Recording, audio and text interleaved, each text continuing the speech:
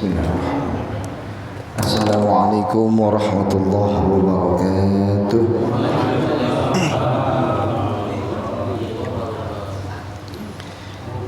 Alhamdulillah, thumma alhamdulillah. Alhamdulillahilladzi hassana an natakhallaqa bi sifatil amanah wa nahana an su'il khuluqi wal khiyanah. Asyhadu an la ilaha illallah wa asyhadu anna Muhammadar Rasulullah. Allahumma shalli wa sallim ala sayyidina Muhammadin wa ala alihi wa ashabihi ajma'in, amma ba'du. Qala Allah ta'ala fil Qur'anil Karim, yarfa'illahu alladhina amanu minkum walladhina utul ilma darajat. Qala Rasulullah sallallahu alaihi wasallam, talabul ilmi faridatun ala kulli muslimin wa muslimatin. Shadaqallah wa shadaqa Rasulullah. Hadirin jamaah sekalian, para asatidzah, sesepuh dan tokoh masyarakat, kita semuanya yang hadir pada kesempatan malam hari ini, insyaallah selalu dalam lindungan, berkah dan ridhonya Allah Subhanahu wa taala. Pertama kita panjatkan puji syukur kehadirat Allah yang alhamdulillah sampai dengan detik ini masih memberikan kita nikmat sehat wal afiat, nikmat panjang umur, nikmat iman dan Islam, sehingga kita bisa menjalankan kewajiban kita sebagai seorang muslim, yaitu salat maghrib berjamaah dan juga thalabul ilmi. Semoga apa yang kita lakukan pada malam hari ini Allah catat sebagai amal ibadah. Salat beriringkan salam kita sanjungkan keharibaan junjungan baginda Nabi besar Muhammad sallallahu alaihi wasallam. Semoga di yaumul qiyamah nanti kita semuanya termasuk orang-orang yang berhak mendapatkan syafaat dari beliau. Amin amin ya rabbal alamin. Hadirin jamaah sekalian, mengawali bacaan kita pada malam hari ini, mari kita baca suratul Fatihah. Yang pertama kita niatkan untuk orang tua kita, guru kita, guru daripada orang tua kita, atau siapa saja orang yang pernah memberikan ilmunya kepada kita, atau orang-orang yang pernah berjasa kepada kita. Jika mereka masih ada, semoga Allah panjangin umurnya, Allah berikan kesehatan, Allah mudahkan urusan-urusannya. Jika mereka telah meninggal dunia, Allah jadikan kuburannya raudhah min riyadil jannah.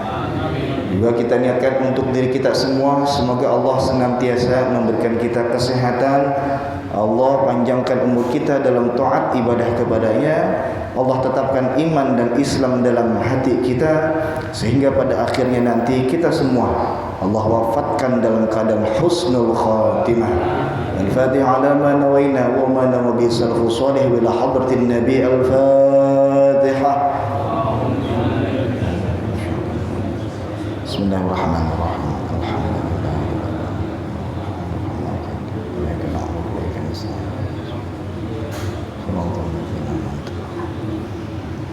Allah.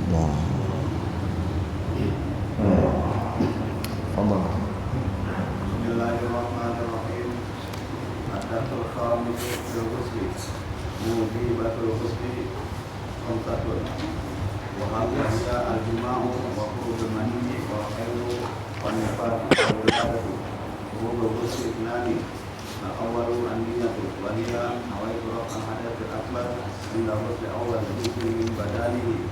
Al-thani ta'mimul badani jami'ihi basharan bil ma'i. Allah. Hadirin jamaah sekalian, pelajaran kita pada malam hari ini sampai dengan bab yang membahas bagaimana mandi wajib. Tapi sebelumnya ini ada yang mau saya sampaikan. Jadi selain kita belajar fikih, kita belajar tasawuf juga dikit-dikit dah gitu, tentang adab. Terutama untuk anak-anak muda zaman sekarang. Ya. Yang mana anak-anak sekarang banyak yang meninggalkan adab, kalau menurut saya. Mungkin karena kurangnya pelajaran agama di sekolah-sekolah mungkin. Dalam kitab yang saya bawa ini dikatakan Allah Subhanahu wa taala berfirman, "Wa idza huyyitum bi tahiyyatin fahayyu bi ahsana minha aw rudduha." Mengucapkan salam. Ini udah anak-anak kita sudah jarang yang mempraktekkan. Dalam mengucapkan salam, ini seringkali kebiasaan orang kita, bahkan satu kesalahan tapi jadi kebiasaan. Ya, kadang-kadang ucapan salam yang biasa dulu kita ucapkan ini mulai dikit-dikit diganti. Kenapa? Karena sebaik-baiknya salam yaitu salam yang Nabi Muhammad SAW ajarkan bagi kita. Sekarang banyak udah nggak pakai assalamualaikum lagi, tapi apa? Selamat pagi, gitu. Selamat pagi, selamat siang, selamat sore. Maka jangan heran kalau ketemu pagi-pagi diucapkan selamat pagi, siang tabrakan. Emang apa? Ya selamatnya pagi doang. Maka salam yang paling baik yang diajarkan oleh baginda Nabi apa? Assalamualaikum. Minimal kayak begitu. Salam sejahtera untuk kalian. Kapan? Ya sampai kapan-kapan selamanya gitu. Nggak terbatas pagi doang, siang doang, malam doang. Cuman orang kita kadang-kadang mau gampang disingkat-singkat assalamualaikumnya. Datang ke rumah orang, namu, ngetok pintu, bukannya assalamualaikum, kum doang. Ya. Mikum tuh. Mikum, apa mikum? Ya. Bahkan sampai hurufnya ada yang kebalik. Kalau assalamualaikum sin lam mim salamun gitu. Salamun. Ya. Jadi boleh assalamu, boleh salamun alaikum. Ya. Kalau pakai alif lam assalamu. Tapi kalau nggak pakai alif lam salamun alaikum. Sin lam alif mim. Ini diganti. Habis sin bukannya lam tapi mim. Assalamualaikum gitu. Malah kadang-kadang melikum doang. Ya. Padahal salamun artinya keselamatan. Tapi kalau assalamualaikum samalun, ya, sin mim lam itu artinya topo. Tahu topo? Ya. Apa topo? Serbet yang bakal ngelap dapur tuh, yang bau bener. Topo. Kalau assalamualaikum salam sejahtera untuk kamu. Tapi kalau assalamualaikum topo buat kamu tuh. Artinya beda. Ya. Itu yang pertama. Jadi ucapkan salam yang benar. Assalamualaikum atau salamun alaikum. Selanjutnya apa? Di sini dikatakan dulu ada seorang laki-laki berkata kepada Rasulullah menyampaikan salam, Assalamu alayka ya Rasulullah. Salam sejahtera untukmu wahai Rasul. Faqala, Nabi menjawabnya, wa alaikassalamu wa rahmatullah. Ditambahin. Jadi kalau ada orang ngucapin salam ke kita assalamualaikum, jawabnya tambahin wa rahmatullah. Ada orang ngucapin salam ke kita assalamualaikum warahmatullah, kita balasnya waalaikumsalam warahmatullahi wabarakatuh. Ya, ada orang ngucapin lengkap assalamualaikum warahmatullahi wabarakatuh, kita ucapkan yang semisal dengan itu sama waalaikumsalam warahmatullahi wabarakatuh, atau kita tambahin wa maghfiratuh. Jadi kalau ada orang ngasih satu kita balas dua. Ini adab dalam mengucapkan salam. Selanjutnya dikatakan wa qala Abu Muslim Al-Khawalani, berkata Abu Muslim Al-Khawalani, ini etika ya. Islam bukan hanya membahas tentang fikih doang ya. Etika, akhlak, adab diperhatikan sampai yang sekecil apapun. Di sini dikatakan yusallimul masyi 'alal qa'idi. Etikanya orang yang sedang berjalan kaki ini mengucapkan salam kepada orang yang lagi duduk. Tuh, ini etika. Bukan yang lagi duduk, ya, yang mengucapkan salam. Etikanya begitu. Orang yang lagi jalan ngelihat orang yang lagi duduk, yang jalan ngucapin salam. Ya. Mau dia tuaan kek, mau dia mudaan kek, gitu. Yang mengucapkan salam siapa? Orang yang lagi jalan. Nah, selanjutnya wasaghiru 'alal kabiri, orang yang lebih muda kepada orang yang lebih tua. Ya, ngucapin salam atau saliman, cium tangan, gitu ya. Ini yang mudaan memberikan salam kepada yang tuaan. Ini malah kadang-kadang anak-anak kita lupa nih yang kayak begini. Lewat di depan orang tua main nyelonong aja. Pulang ke rumah kagak pakai salam lagi, langsung buka tutup saji tuh. Nah, anak kita. Atau pulang ke rumah nggak pakai salam lagi, yang dicari pertama apa? Handphone, main handphone tuh mas sekarang. Ya. Maka kita ajarkan anak-anak kita gimana adabnya, ya. Walaupun orang yang lebih muda tersebut, ini pesan orang tua saya.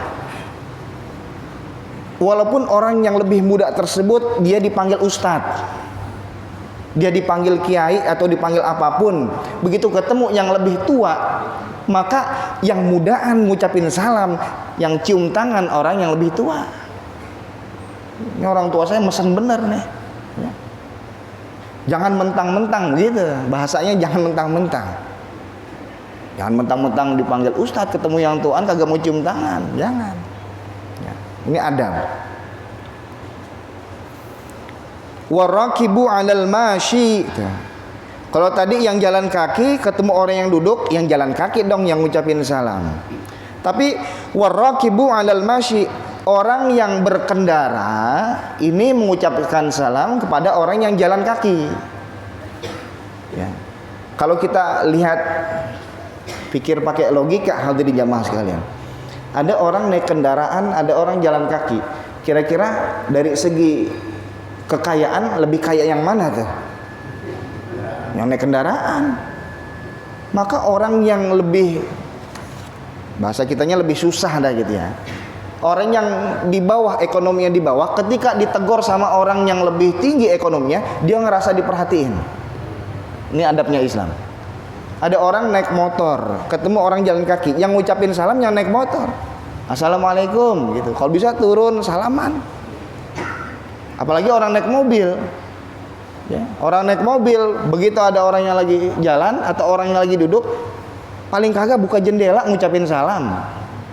Maka orang tua saya, kalau saya lagi naik mobil, bawa mobil, ada di pinggiran, di samping mobil orang lagi duduk kayak, yang penting orang kita kenal, ya. Saya kagak buka jendela, habis saya dimarah-marahin. Ya. Kenapa? Adab. Orang ilmunya banyak tapi nggak punya adab, percuma. Ya. Tapi orang ilmunya pas-pasan, biasa aja. Bahkan dikatakan orang awam, akhlaknya bagus, masih orang lihat deh. Masih orang lihat. Maka orang yang sedang berkendara mengucapkan salam kepada orang yang jalan kaki. Warakibul farasi ala rakibil himari. Orang yang berkendara seekor kuda itu mengucapkan salam kepada orang yang berkendara juga, cuman naiknya keledai. Maksudnya apa? Yang kendaraannya lebih bagus salam kepada kendaraan yang di bawahnya. Ada orang naik mobil, ada orang naik motor, yang ngucapin salam yang naik mobil. Ya. Ada Corolla Altis ketemu sama Grid. Yang ngucapin salam ya Corolla Altis. Ya, jadi logikanya orang yang ekonominya susah, kalau ditegur sama orang yang lebih tinggi ekonominya, dia ngerasa ya Allah, saya orang susah diperhatiin ya, tuh kayak gitu. Ya. Maka Islam sampai sebegitunya tuh. Dan orang yang sedang ada di belakang mengucapkan salam kepada orang yang ada di depan. Ya, jadi kalau misalnya ada, kita jalan, ada orang yang kita kenal di depan, ini dianjurkan yang di belakang yang ngucapin salam, jangan nungguin si anu tuh, biarin dia negor nggak nih? Ya gimana mau negor, orang di depan kagak ngelihat. Maka etikanya yang di belakang mengucapkan salam kepada orang yang ada di depannya. Nah ini akhlak, adab yang harus kita perhatikan ya. Makin lama makin kesini, terutama anak-anak muda kita. Bahkan cara salaman aja dah. Cara salaman sama orang yang lebih tua, etikanya, adabnya jangan tangan satu tuh. Diajarin orang tua kita dulu ngajarin gimana? Tangan dua gini. Salamannya tangan dua, bukan tangan satu begini. Ya, itu etikanya tuh. Kalaupun lewat, udah ngucapin salam, dia nggak salaman, paling kagak bungkukin badan, agak bungkuk sedikit, jangan tegap begitu. Ya. Apalagi salam kagak, apa kagak, lewat aja. Kita lagi kongko sama temen-temen, tahu-tahu ada orang lewat, main lewat aja gitu. Hati kita kan nanya, itu siapa sih ya? Gitu. Kok sombong bener? Ya. Maka Islam mengatur etika, akhlak, adab sedemikian rupa. Supaya apa? Kalau kita ikuti aturan Islam, insya Allah hubungan antar sesama hablum minan nas kita baik. Hadirin jamaah sekalian. Nah mari kita bahas fikihnya. Baik, iya. Sebelum lanjut, nah jadi gini, kalau ada orang disalam, nah jawaban kita yang tepat itu ada yang waalaikumsalam, ada waalaikumsalam. Iya. Jadi mana yang lebih tepat? Ada yang jawab waalaikumsalam, ada yang waalaikumsalam. Dua-duanya boleh. Cuman kalau almarhum almaghfurlah kakek saya Buya Idris itu ngajarin sama anak-anak madrasah di rumah. Ya. Kan kalau misalnya di madrasah kan kalau mau belajar biasa isti'dadan gitu. Qiyaman, diri, ihtiraman. Itu murid-murid assalamualaikum warahmatullahi wabarakatuh. Guru-guru disuruh sama Buya tuh waktu itu, jawabnya waalaikumsalam. Yang bagus begitu ya, diajarinnya begitu. Cuman kalau ada yang waalaikumsalam warahmatullahi wabarakatuh, ya nggak apa-apa ya. Waalaikumsalam maksudnya berhenti ya. Tapi kalau mau disambung bagusnya waalaikumsalam warahmatullahi wabarakatuh. Itu Ustaz ya. Mari kita lanjutkan ad-darsul khamis, pelajaran yang kelima, fil ghusli, bab yang membahas tentang masalah mandi.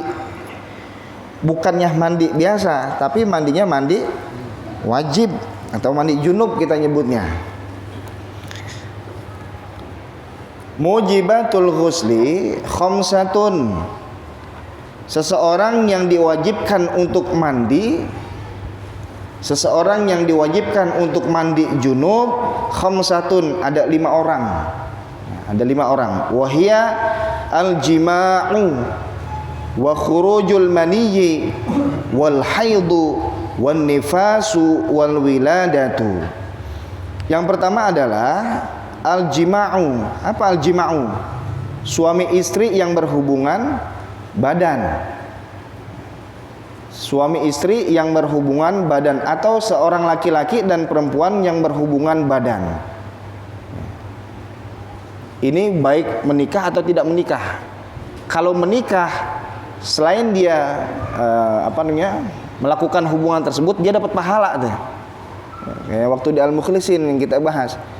Seorang suami istri berhubungan badan ya, suka dengan suka, ridho dengan ridho, dan dihalalkan dengan pernikahan, maka hubungan badannya dapat pahala sodakoh.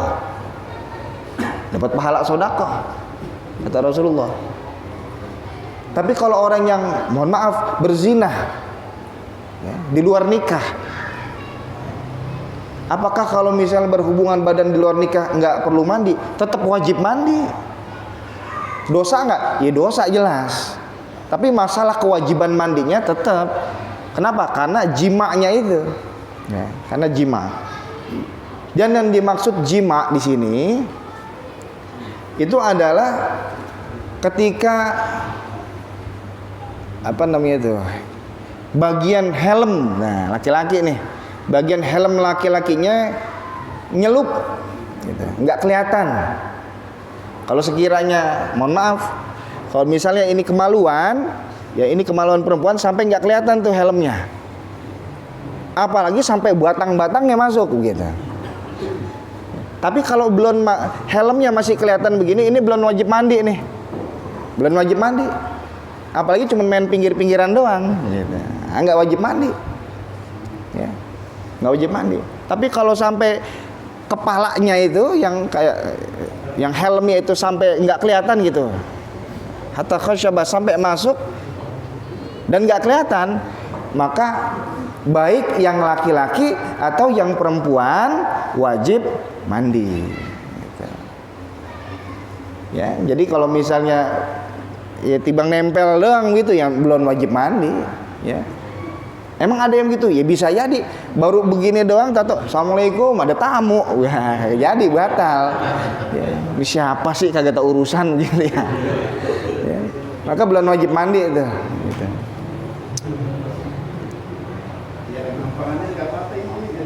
Iya. Wa khurujul maniyyi, yang kedua seorang laki-laki yang keluar sperma. Keluar air maninya. Walaupun tidak berjima. Atau tadi ini, ya. Begitu baru mulai sama istrinya, baru begini doang nih, baru pinggirannya doang, assalamualaikum ada tamu, keburu keluar. Nih kalau kata lemes amat gitu dong udah keluar gitu. Baru pinggir-pinggiran doang nih, tahu-tahu ada tamu, nggak jadi, cuman udah keburu keluar. Ya. Maka yang mandi hanya lakinya doang. Yang perempuannya ya kagak. Ya. Karena belum sampai masuk, ya. Belum sampai masuk. Atau seorang laki-laki dia bermimpi. Jadi bukan karena jima, karena mimpi. Disebutnya mimpi basah gitu ya. Mimpi basah, maka begitu bangun orang tersebut wajib mandi.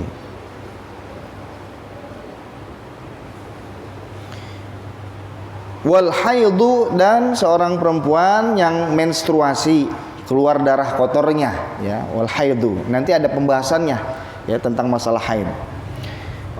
Perempuan yang haid, setelah rapi masa haidnya, dia harus mandi wajib.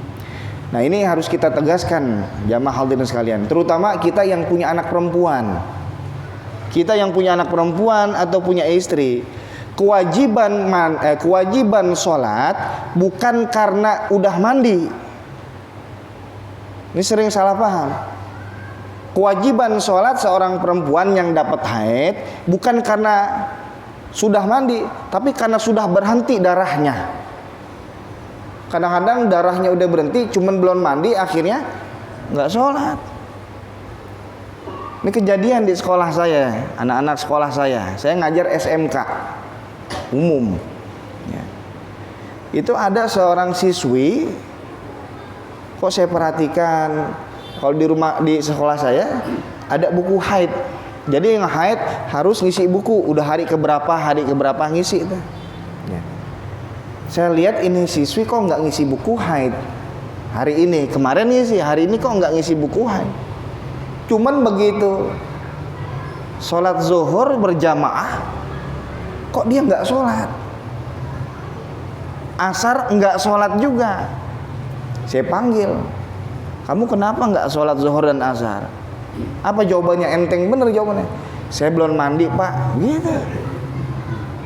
Memang bener nggak boleh sholat kalau belum mandi, tapi kewajiban sholatnya bukan karena belum mandinya, tapi karena sudah berhenti darah haid. Saya tanya, emang berhentinya kapan? Ya kira-kira tadi kali subuh, ya. Cuman saya lupa mandi wajibnya. Gara-gara nggak mandi, dia ninggalin sholat zuhur dan sholat asar. Maka hari itu juga tuh saya suruh mandi anak tersebut di sekolahan.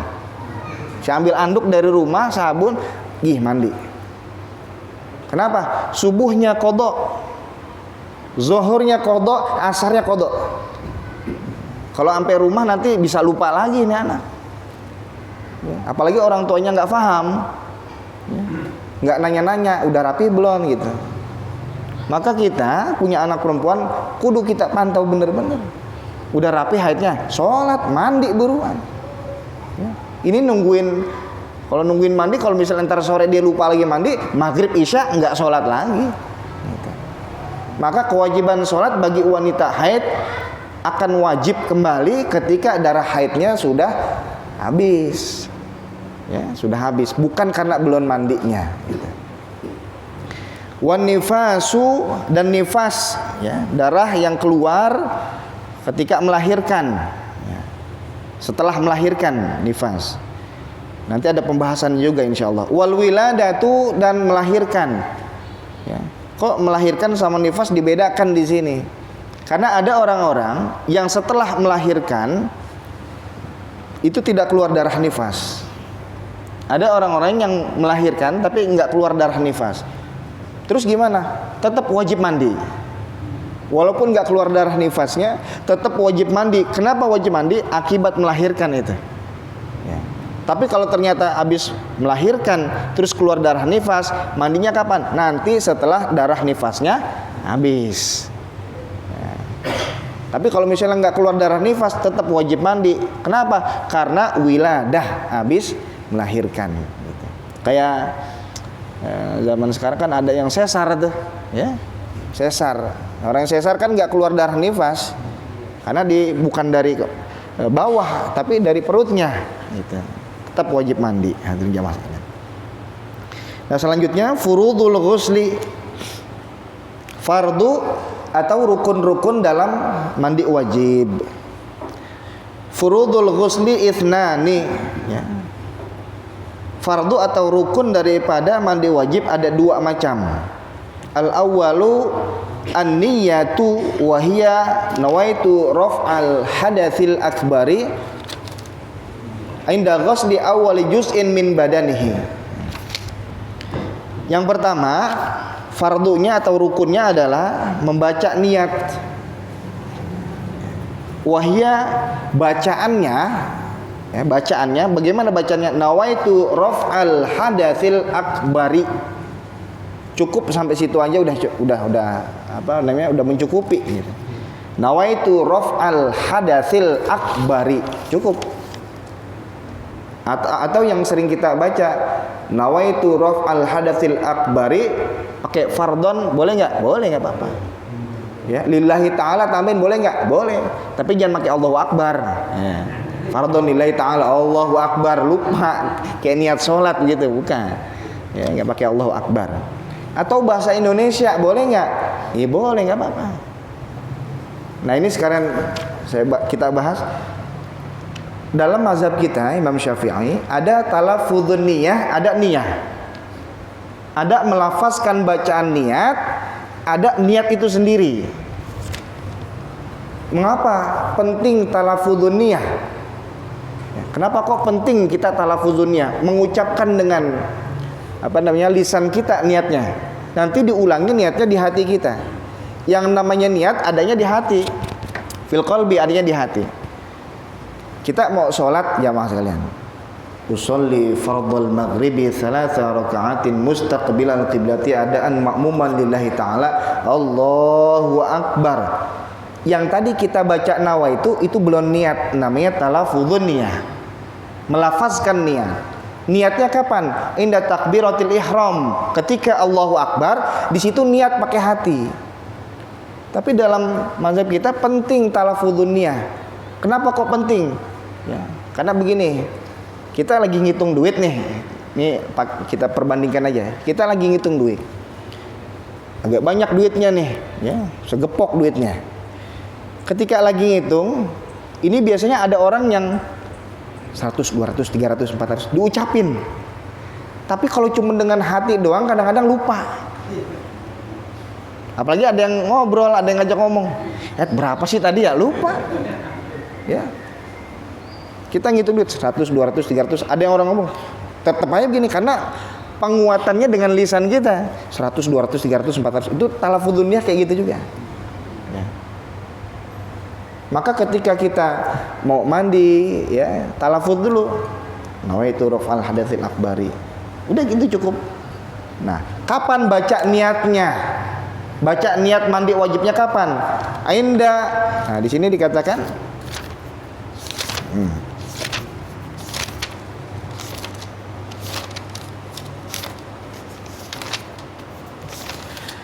Ainda ghusli awwali juz'in min badanihi. Ketika ghusli mencuci awwali juz'in, pertama bagian min badanihi daripada badannya. Jadi niatnya itu ketika basuhan pertama air menyentuh badan kita. Pertama kali air menyentuh badan kita apa tuh? Itu niatnya di situ. Kalau kita pakai ciduk biasanya yang kita guyur apa? Pala. Maka ketika air pertama kali jatuh kena pala kita, di situ niatnya. Nawaitu raf'al hadatsil akbari. Jur gitu. Air nyentuh pala, hati niat. Ada yang nanya, Ustadz kalau misalnya nyemplung ke kolam renang boleh nggak mandi wajibnya? Boleh, silakan, nggak apa-apa. Ya, nyemplung gitu ke kolam renang, ke empang boleh nggak? Boleh, silakan. Cuman ingat, ainda ghusli awwali juz'in min badanihi. Pertama badannya yang kena air apa? Itu niatnya. Oh, nyemplung saya kaki duluan. Maka ketika kaki nyentuh air, niatnya di situ. Dulu saya diajarinnya pala, ya nggak mesti nyemplung pala dulu gitu. Ya, kaki duluan nggak apa-apa. Yang penting bagian badan kita yang pertama terkena air, nah di situ niatnya. Gitu. Wathani, dan yang kedua, ta'mimul badani jami'ihi basyaran wa sya'ran bil ma'i. Meratakan badan kita jami'ihi, seluruhnya. Nah, rinciannya apa? Basyaran wa sya'ran, seluruh kulit basyaran. Seluruh kulit, wa sya'ran, seluruh rambut atau bulu yang ada di badan kita, bil ma'i, dengan menggunakan air. Jadi ta'mimul badani jami'ihi basyaran wa sya'ran bil ma'i, meratakan badan kita seluruhnya, baik itu kulit ataupun rambut yang ada di badan kita, bil ma'i, dengan air. Seluruhnya tuh, mau yang kelihatan, yang kelipet gitu, ataupun yang jelas-jelas kelihatan. Ada orang yang agak gemuk misalnya, seharusnya sebetulnya kelihatan, cuman gara-gara ada lipetan-lipetan, maka nggak kelihatan. Nah itu harus digosok-gosok tuh pakai air, harus kena air. Maka dianjurkan kalau laki-laki mandinya berdiri nggak apa-apa, tapi kalau perempuan dianjurkan mandinya sambil jongkok. Kenapa kok sambil jongkok? Karena perempuan ada bagian yang seandainya dia berdiri nggak kelihatan, tapi kalau jongkok kelihatan. Gitu. Maka kalau posisi jongkok kelihatan, diri nggak kelihatan. Ketika jongkok kelihatan, itu harus kena air. Ya, harus kena air. Lidah kita kenapa kok nggak harus kena air lidah kita? Ya. Di sini dikatakan basyaran wa sya'ran, kulit dan juga rambut. Lidah bukan bagian dari kulit kita. Tapi kalau perempuan ketika jongkok ada bagian kulitnya yang kelihatan. Nah, itu yang harus dikenain air. Nah, hadirin jamaah sekalian, mungkin ada pertanyaan, silakan. Iya. Sekarang kan banyak model orang rambut dicet gitu saatnya. Nah, pertama dia punya junub gitu kan. Itu cara itu rambutnya kena cat. Kalau nggak tahu tuh. Sekarang cat rambut itu memang terhalang nggak saja? Kalau misalnya pilok jelas terhalang. Tapi kalau model kayak semir gitu ya, semir, kalau dia menyerap air ya nggak apa-apa, gitu, nggak apa-apa. Bahkan ada pahala sunnahnya kalau kita warnain rambut, tapi rambutnya bukannya hitam. Kalau hitam makruh hukumnya. Bahkan ada yang mengharamkan. Kalau misalnya warnanya warna pirang gitu ya, agak merah, itu makan ada sunnahnya gitu. Ya, cuman masalahnya yang dipakai buat ngecat rambut itu nyerap air atau enggak tuh? Bahannya. Kalau memang nyerap air ya nggak apa-apa, nggak perlu dihilangkan dulu, nungguin hilang lama bener, ya, gitu Ustaz ya. Jadi ada sunnah kalau untuk pirang boleh Ustaz ya? Iya, saya dapat dari guru saya jenggotnya dipirangin. Ya, dipirangin. Samarinda juga bisa pencet. Cuma kalau orang kita rasanya orang kita aneh rasanya ngelihatnya ya. Orang kita aneh. Warnanya pirang ini ngapa nih? Abis melayangan mulu kejemur gitu. Ayo Bapak. Nah. Yang mana tuh?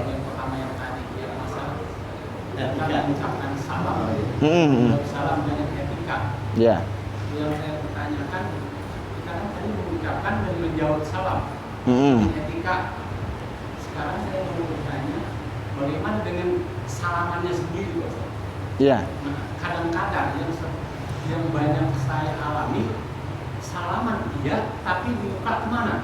Iya. Nah, saya contohnya ini, saya salaman, tapi lu salaman mas saya, yang mana gitu? Iya. Iya, iya. Iya, iya. Itu termasuk etika. Iya. Nabi Muhammad SAW bersabda, "Ma min muslimaini." Kalau ada dua orang muslim, fayaltaqiyani, ketemu. Ya, ketemu. Fayatasafahani, terus dia salaman. Itu kata Rasul, salamannya belum dilepas, dosanya udah gugur. Cuman pertanyaannya salaman yang model bagaimana? Salamannya bukan hanya tangan ketemu tangan, muka ketemu muka, tapi hati ketemu hati. Ya ini gimana hati mau ketemu kalau mukanya nggak ketemu gitu. Iya. Kepaksa salamannya karena emang udah kadong papasan begitu. Ya, ya udah salaman aja dah. Cuman mukanya au kemana? Jangankan hati, mukanya aja nggak ketemu. Maka Islam ngatur tuh. Kalau mau dapat dosa kita gugur, bukan cuma tangan yang salaman, hatinya juga salaman. Logikanya, kalau hati ya, kalau mukanya nggak mau ketemu, gimana hatinya? Gitu. Jadi bukan masalah etika doang, ya. Dosanya juga nggak keampunan kalau begitu, nggak ikhlas. Bukan ya karena terpaksa mungkin. Ya udah kadang ketemu gitu, mau gimana masih mau mundur gitu. Ya udah melengos, salaman cuman melengos gitu. Bisa jadi tangan mas salaman, cuma hati begini nih tuh. Bisa jadi. Nah itu nggak dapat fadilahnya, ya. Itu Bapak ya. Ya. Ada lagi silakan. Ya. Ya. Pak, ini ada dua yang saya tanya ya. Yang pertama tentang salam.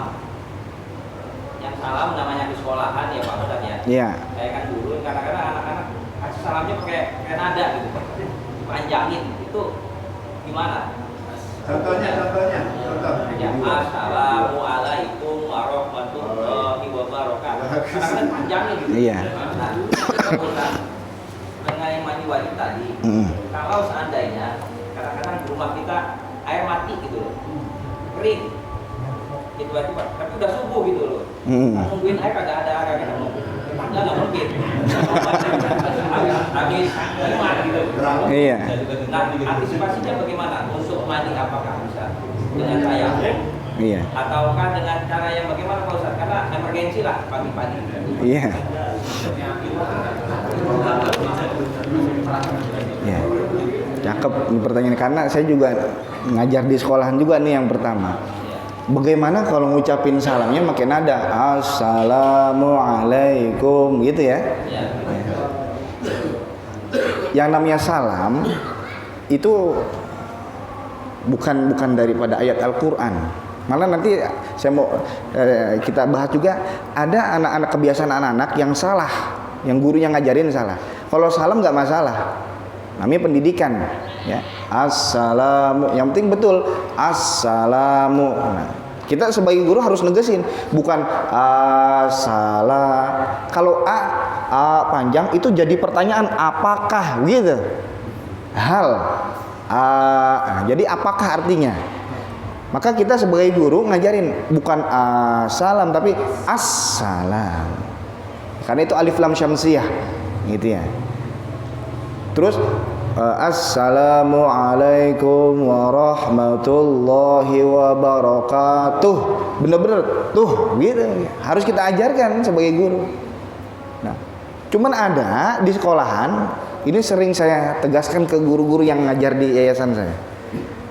Kalau mau pulang biasanya baca surah Al-Asr, wal asri. Ini banyak yang keliru.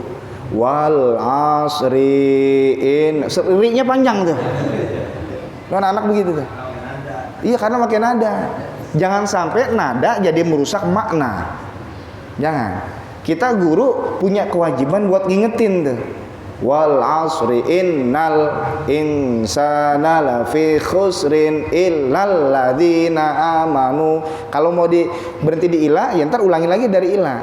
Illal ladzina amanu. Nah, selanjutnya wa amilus solihati wa tawa. Ti-nya panjang. Wa tawasaw bil haqqi wa tawa. Ki-nya juga dipanjangin. Salah. Ya. Wa tawasaw bil haqqi wa tawa. Sambung tuh. Sob jangan sobri, panjang juga. Berapa kali salah tuh. Ya. Kita sebagai guru punya kewajiban buat ngingetin. Jangan sampai kita diem aja. Ntar dia sampai gede salah terus bacanya. Siapa yang ngajarin? Ya gurunya. Gitu. Ya. Cuman kita ngajarin kayak gitu buat biasain anak-anak ya bagus. Cuman kita koreksi dikit-dikit gitu. Itu yang pertama. Yang kedua, mandi wajib. Cuman air habis gitu ya. Subuh lagi pas malam subuh, boleh nggak tayamum? Nanti ada bab tentang tayamum ada di sini. Ya. Untuk tayamum tidak semudah yang kita pikirkan, asal nggak ada air tayamum, nggak bisa. Ya, syaratnya ada banyak bener. Seseorang yang diperbolehkan tayamum karena untuk sholat, ya nanti syarat-syaratnya kalau emang sudah masuk waktu tuh. Kalau belum masuk waktu belum boleh tayamum. Dan harus mencari dulu, mencari sampai kalau batasannya kurang lebih ke tetangga. 40 rumah dari rumah kita itu tetangga, ke depan, ke belakang, samping kanan, samping kiri, itu tetangga tuh. Kalau tetangga nggak ada air juga, baru tayamum. Iya, subuh-subuh ngetok air gitu.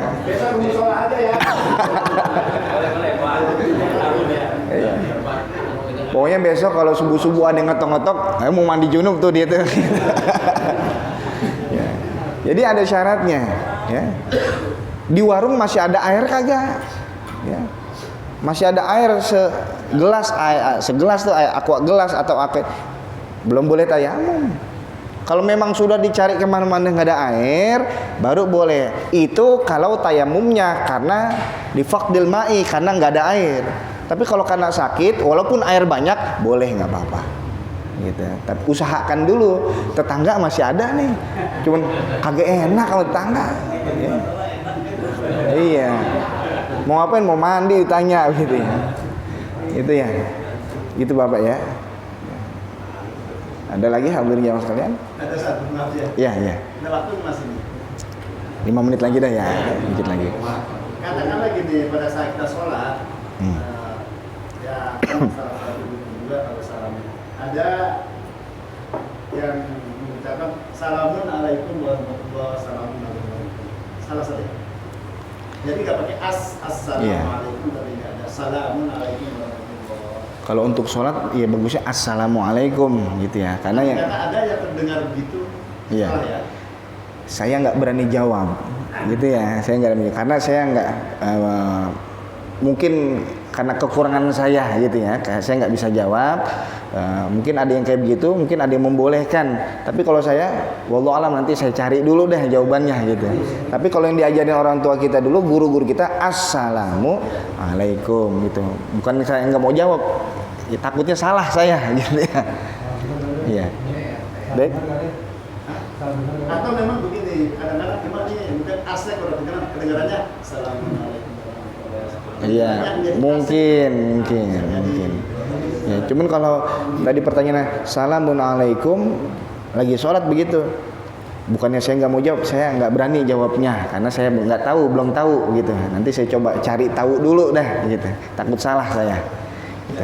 Nah, hadirin jamaah sekalian, sudah lewat waktu Isya. Semoga apa yang kita baca malam hari ini ada manfaatnya. Semoga Allah Subhanahu wa taala memberikan keridhaannya kepada kita semuanya. Al-Fatihah. A'udzubillahi minasyaitonir rajim. Bismillahirrahmanirrahim. Alhamdulillahirabbil alamin arrahmanirrahim maliki yaumiddin. Iyyaka na'budu wa iyyaka nasta'in ihdinas siratal mustaqim. Bismillahirrahmanirrahim. Alhamdulillahirabbil alamin. Allahumma shalli ala sayyidina Muhammadin wa ala ali sayyidina Muhammad. Rabbana anfa'na bima 'allamtana, rabbi 'allimna alladhi yanfa'una, rabbi faqihna wa faqih ahlana wa qaradatin lana fi dinina.